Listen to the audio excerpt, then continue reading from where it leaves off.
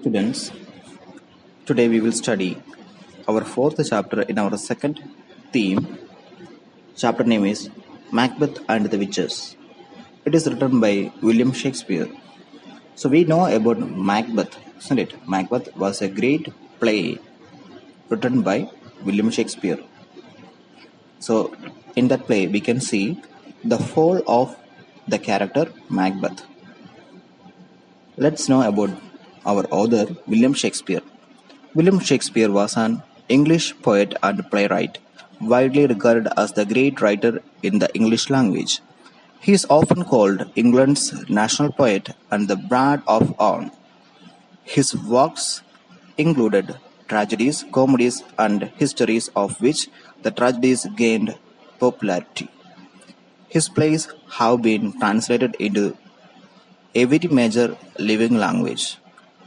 Hamlet, King Lear, Othello, and Macbeth are some of his widely read works.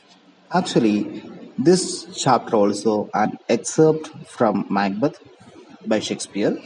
Let's know about this play. Let's begin. The Heath. Heath here means an area of land with grass and small plants where there are few trees or bushes. Duncan, King of Scotland, is a good king and loved by his subjects. However, MacDonald, a powerful Scottish baron and revolted. So, baron means a member of the lowest order of British nobility. They are usually referred to Lord, and revolted means rose in rebellion against the king. So, one day, what happened? MacDonald started a rebellion to whom? Duncan, King of Scotland. So he was helped by Thane of Cawdor as well as by Swino, the King of Norway.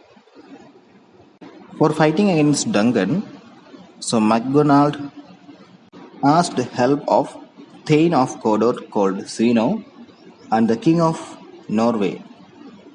All other Scottish barons had come with their armies to King Duncan's aid. A fierce battle was fought and finally the king's army is victorious, mainly due to the bravery of his two generals, Macbeth and Bango. With the help of Macbeth and Bango, King Duncan of Scotland fought against whom?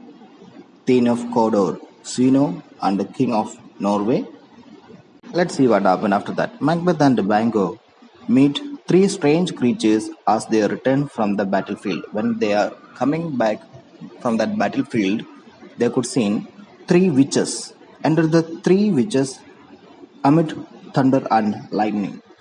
The sound of drums is heard. So these are the stage settings actually in the play. Let's start. Third witch.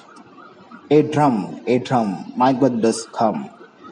Enter Macbeth and Bango. Macbeth.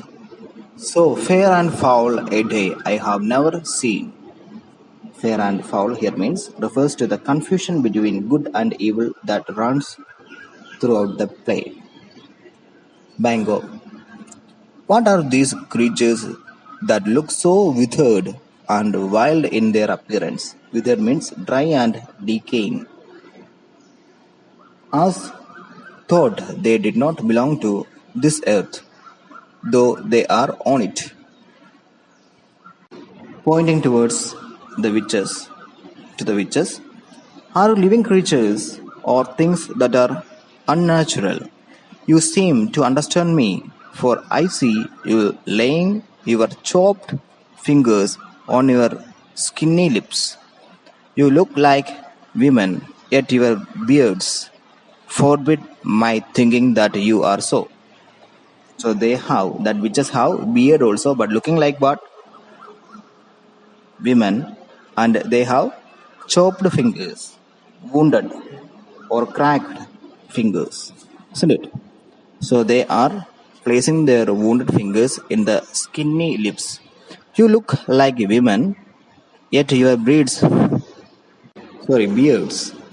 forbid my thinking that you are so. Macbeth. Speak if you can. What are you? First witch. All hail Macbeth, hail to you, Thane of Glamis. So here hail means praising. We are praising our political leaders by saying J, isn't it? Likewise, all hail Macbeth, all need to wish Macbeth, hail to you, praising to you, Thane of Glamis. So actually, Macbeth is already Thane of Glamis. That is a rank. And because he conquered Glamis from the enemies, that's why he is called as Thane of Glamis. He is like a minister of the king, isn't it? Second witch, all hail Macbeth, hail to you, Thane of Cawdor. So second witch saying, Thane of Cawdor you are. You need to get praising. Actually, we seen that they came from a battle, isn't it? So they conquered MacDonald, isn't it? MacDonald, and they conquered Cawdor. So for the second witch says that Thane of Cawdor you are, hail to you. Third witch, all hail Macbeth that shall be king hereafter. Bango to Macbeth. So here to Macbeth means looking to Macbeth. Good sir, why do you look so shocked when you hear things that sound so pleasant to the witches? Are you real or only products of my imagination? You address my friend as Thane of Glamis, which is already, but you also make promise of better things to come, even giving him hope. Why do you think Macbeth and Bango felt uncomfortable on seeing the witches? Actually, we know that Macbeth and Bango felt uncomfortable because they have never seen such a strange creatures like the witches before. And we can see why is Macbeth shocked on hearing the prophecies. Prophecies means future chances to come. So in short, we can say that prophecies are future promises, predictions. So let's know why is Macbeth shocked on hearing the prophecies of witches. Macbeth is shocked on hearing the prophecies because it talks of things that are too good to be true. The witches hail him as the future king of Scotland, and Macbeth doesn't know if those words will come true, through he secretly wishes they would. Actually, he is not the king now. So, our third witch said that you will be the king. Actually, king is who? Dungan, Scotland king Dungan. So, these two members, who are they? Bango and Macbeth, are the soldiers of that king. Let's move on. Even giving him hope of kingship. To me, you say nothing. But if you can read the future, then speak to me. Who fears nothing that you may say?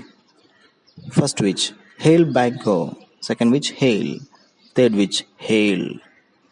First witch, lesser than Macbeth and yet greater. Second witch, not so happy and yet happier. Third witch, you shall be the father of kings, though never a king yourself. All. So all hail Macbeth and Bango. Macbeth. Wait, tell me more. I have been Thane of Glamis since my father's death. But what of Cawdor?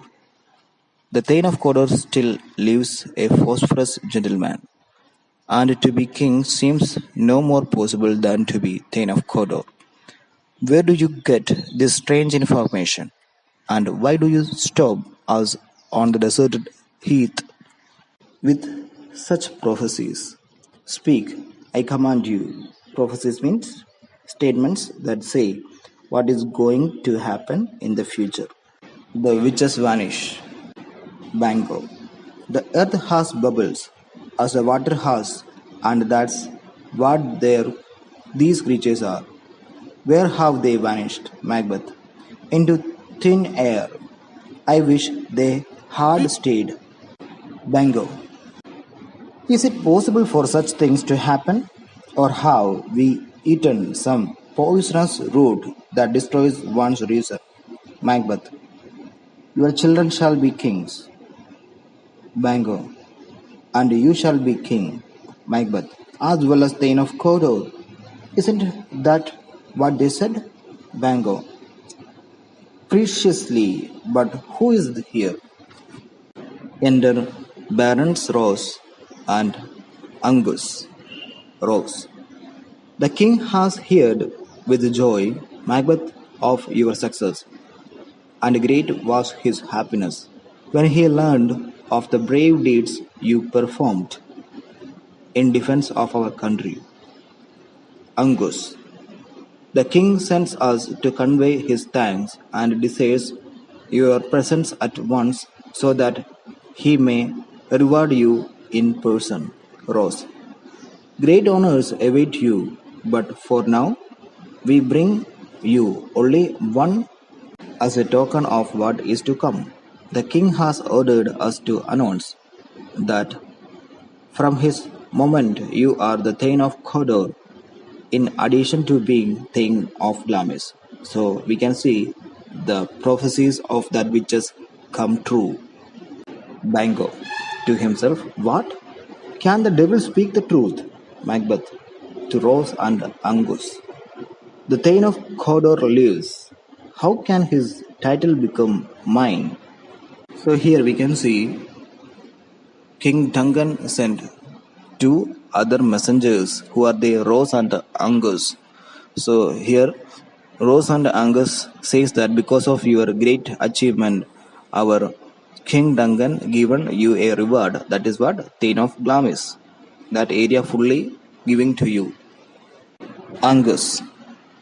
He one was the Thane still lives, but awaits punishment of death, since he rose in revolt against our king, joined the rebel MacDonald and Zwino, Norway's king, and to this crime of treason he has confessed. Treason means the crime of showing no loyalty to your country, especially by helping its enemies. Macbeth to himself, Glamis and now Thane of Kodor, but the best is yet to come. Now Macbeth has hope, isn't it? We can see here onwards he has hope because he got two prophecies rightly. One more remaining, what is that? King, the position of the king. Let's move on to Rose and Angus. I thank you for your pains. To Bango. Do you not hope that your children shall be kings? When those that said, I would be Thane of Kodor, promised no less to them. Bango. That promise, if you should trust it, will light such a fire within you that your hopes will blaze a path of the throne besides the Thane of Kodor. Sometimes these evil powers win our trust by making little promises which they keep only to betray us in matters of deepest importance. Anyway, Bango didn't believe the prophecies of that witches, isn't it? So Macbeth only now have hope, ambition. So what is his ambition now? He want to become the king. Macbeth to himself, to trust have been told, but that is only the beginning, the crowning promise which is yet to be fulfilled, concerns the matter of kingship. I am being helped by some invisible power which cannot be bad, but neither can it be good.